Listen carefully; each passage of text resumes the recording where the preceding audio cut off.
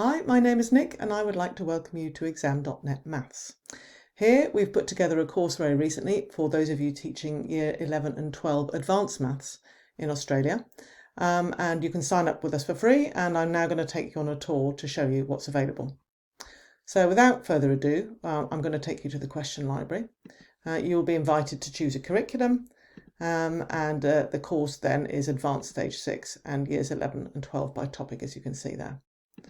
Now, we've put this together according to the New South Wales curriculum. I'm aware that many of you may not be living in that state, but I'm also thinking that it could still be very useful for you since the syllabuses seem to be very similar. So by all means, stick with me and have a look at what we've got and see if you like it. So here we are, we're in the question library, and a quick guided tour now. On the left-hand side here, you can see the curriculum, if you like, divided into various chapters for years 11 and 12. You can click on any one of those and you'll see that there's quite a lot of different sub-chapters there. I think we've almost got 1,200 questions in the library for you. Different types, as I'll show you in just a moment. So you can open up each chapter and have a look there. So let's take you to this one for today, I think. So exponential and logarithmic functions. So if I just choose something like the natural logarithm today, here you can see there's a whole host of questions. And before I even choose questions, I might like to see that I can put some filters on at the top here. And my filters, I can choose auto marking.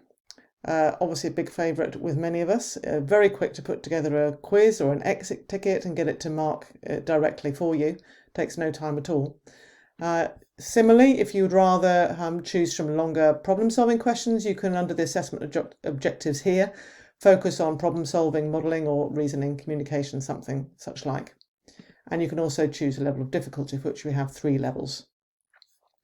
So each question then has got its own little summary at the side here. You can see with the level of difficulty, how the assessment objectives appear in that question, and even at the top here, whether it's auto-marked or not, and whether calculator is recommended or not. Each question, I can, if it's a bit big, I can click on it, will open up for me. I didn't open up much there, but you get the idea. And then you can see the mark scheme underneath. If you've got a longer written question there that's not auto-marked, you should even see that we have a solution there as well as the mark scheme. Okay, so there's just a few of those things for you there. Let's have a look then. I'm just going to choose some auto-marked ones for today, just to show you how to do a digital test and how quick it is to put together. I quite like this one. I'm going to add that one. And I'm just going to have a quick scroll down here because there's a couple more questions. Here's a multiple choice one. We have various different question types. Many I'll just fill in a solution in the boxes provided. We have multiple choice, match up. We also have categorize and other such questions, as well, of course, as the longer written problems. So let's just add some quick ones for now. And that one there. So 3 questions just to simply show you how this works. So once I've clicked on my questions, I go to review test. And then I find myself here. So here I've got my test. I can edit within it as well. Look, notice I can move around the questions. I can remove if I've had a second thought about that question. And then at the side here, there's a nice little test summary which shows you how the marks are distributed that I've chosen. If I want to print it on paper, of course, I can look at a print preview here. It will show you how it will appear if printed out.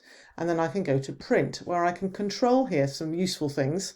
First of all, whether you want the marks to be shown for the students or not, and also whether you want the mark scheme to be attached at the end or not. And that, of course, is really useful if you're going to do a worksheet in class and you just want them to check their own answers. Otherwise, of course, we need to turn that one off. And then you go ahead and print. So for today, though, I'm going to show you how to conduct this digitally. So up here, as I go here, it reminds me, it reminds me that I need to save the test. And in order to save it, I ought to give it a name, really. So I'm going to call it LN, because it's natural logarithms, quiz, let's say. And I can now save my test. Once it's saved, I can conduct it digitally. And to do that, I'm going to be beamed up to the mother platform, as we call it, Exam.net. And this is where the exam will actually take place for the students, as you'll see in just a little while. So there's another video embedded here. So if further and down the line you want a reminder later on of how to do this, there's one there for you. So on clicking export here, then we will arrive in Exam.net. And your screen will look like this. Now I've got masses of tests here because obviously I've been doing this for a while. the one that we've done should appear at the top as it has here.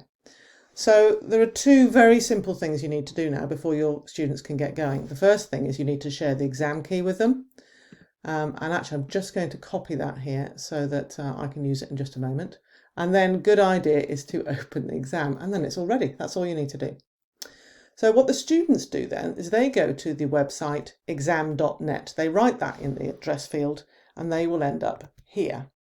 And very simply, they do not need an account, nothing complicated. They simply write in the exam key which you've given them here, and they press next, and they will then arrive in the exam. First, they need to give themselves a name though. Edna E. Little chuckle there. Fetch the exam. Right, the exam is ready. Begin the exam. Okay. Now I'm just going to press escape here so that you can see within the recording window what we've got in front of us. And notice you wouldn't be able to do that if you had chosen a high security mode, which you can do with the students to stop them escaping, if you like, onto the internet and looking up things. You can sort of lock them into the exam window. Equally, you can lower the security to nothing so that they can come out, investigate, ask each other and so on if it's a worksheet in class, for example, which is what I've done here just to make it easy for today. So in the menu here on the left-hand side, I've put a few things which I thought would be useful to show you. The first thing is there's a formula sheet you can attach. We've even managed to find the New South Wales one, which is appropriate here. That's a choice. You can take it away if you don't want it there. And they can refer to that if they should need to during a test. Then we've got some useful functions for those students who might have difficulties with reading, writing and language. First of all, we have a translation function, which is rather nice. So if you've got students recently arrived in Australia, not so good in the English department, but have a language which they can refer to, then you'll notice mine's in Swedish here because that's where I happen to be right now, on the other side of the globe from all of you, which feels quite strange.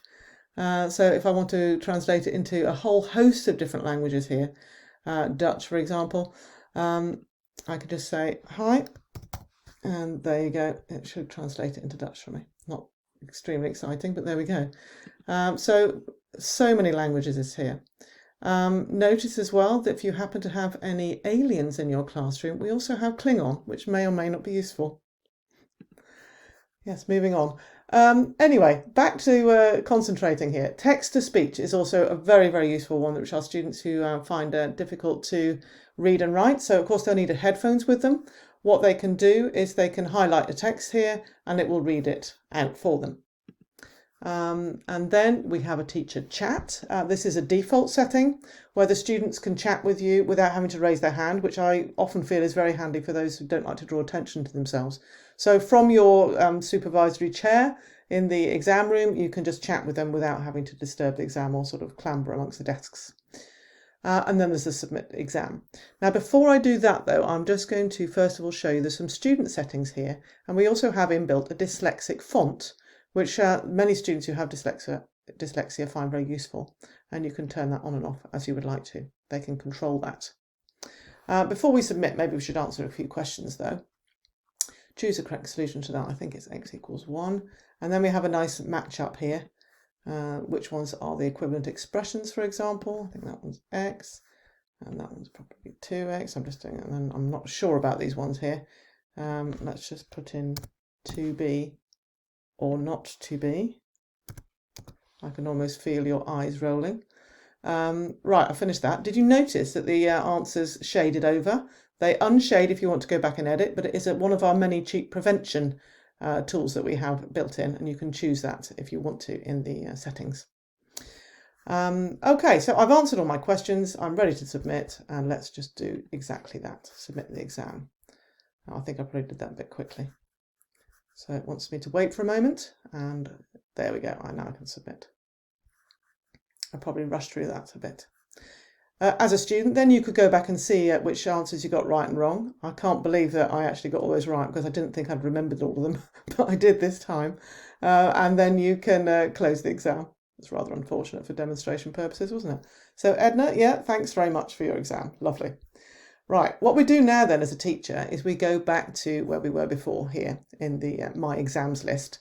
And notice here is the settings for this exam. You'll notice I played around a bit to show you a few things in the menu. You can go and investigate all sorts of weird and wonderful things you can do there.